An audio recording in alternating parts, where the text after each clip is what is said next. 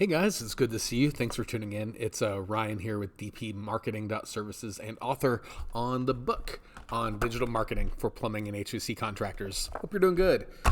It is good to see you. I know you're busy and I appreciate you stopping by. Coming at you with a video on something that I love talking with guys about, even though it's a little bit outside of our lane, and that is branding. Branding. A lot of times we get guys talking about it and they're interested in it and they kind of hear a lot of buzz about it and they kind of have an idea in their head of what it might mean or doesn't mean. And so let me just start here.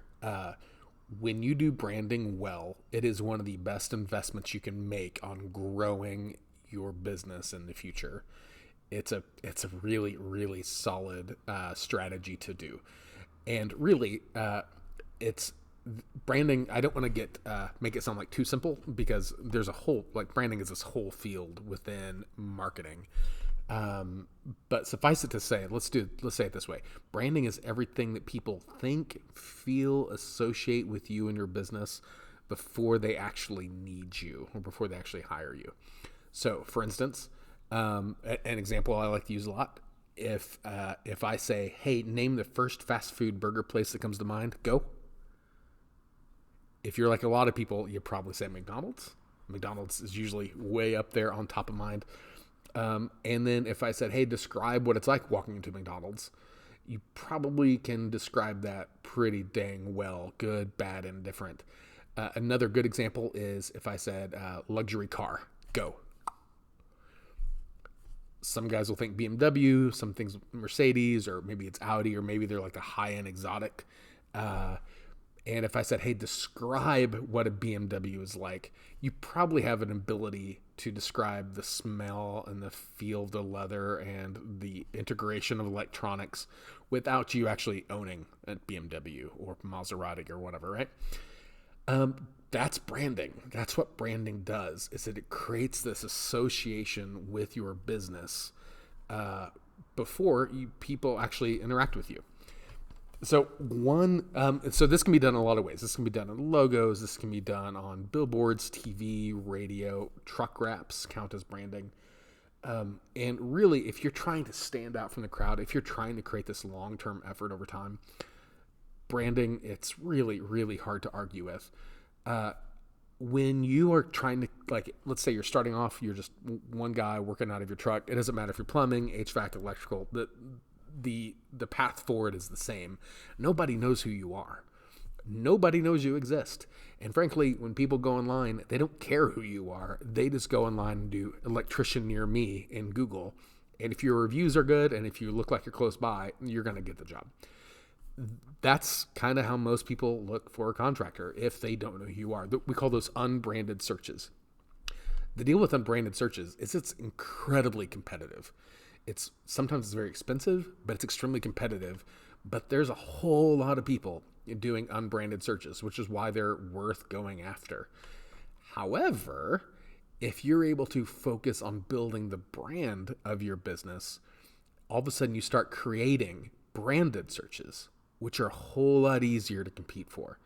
So if the name of your company is Timmy's HVAC, please, that's a dumb name. I hope your business name isn't Timmy's HVAC.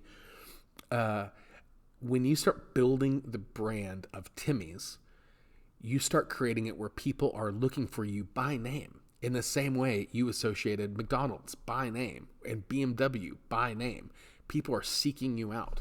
What this does is your total cost of acquisition on every other channel, on PPC, on LSA, on SEO, those price for acquisition starts going down because you're not competing in unbranded searches. You're not competing with 14 other people going after the same 3 listings.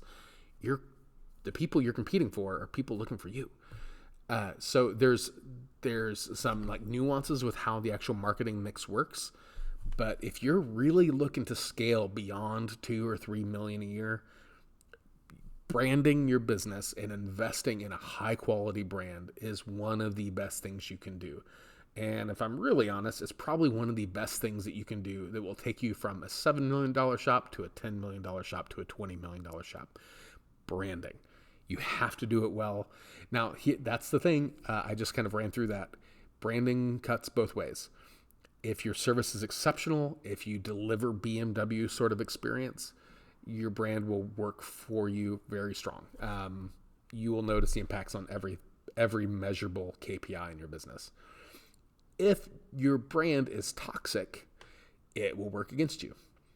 You'll notice your customer acquisition cost is very high. You'll notice your employee tech retention is very, very low. You're just going to have a really, really bad reputation because your brand that you've built for yourself is bad. It sucks. So don't do that. Don't do the things that build a crappy brand.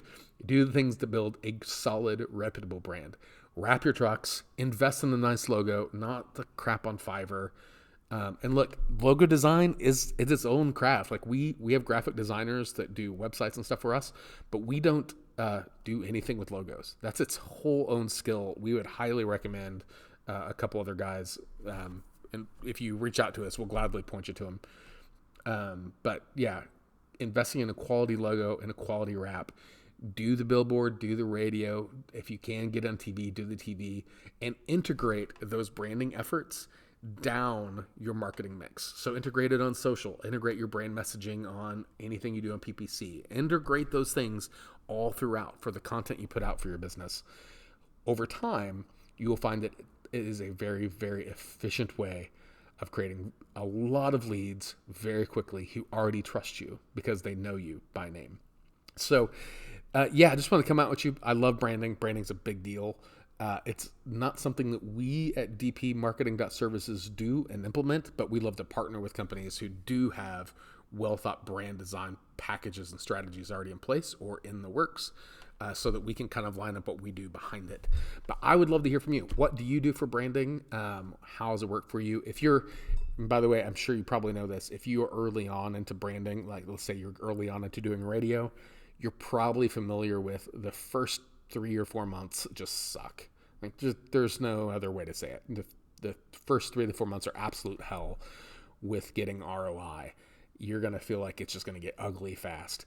But hang on, month 5, month 6, month 7, year 2, year 3, those things start getting very, very, very good returns, and you're going to be glad you stuck with it. But I'll shut up. Leave a comment below. I'd like to know your experience. What are your thoughts? What are the things you struggle with when it comes to branding? And as always, guys, follow us on Facebook, subscribe on YouTube. Let us know what other topics sound good to you. Leave a comment. We'll see you next time. See you guys.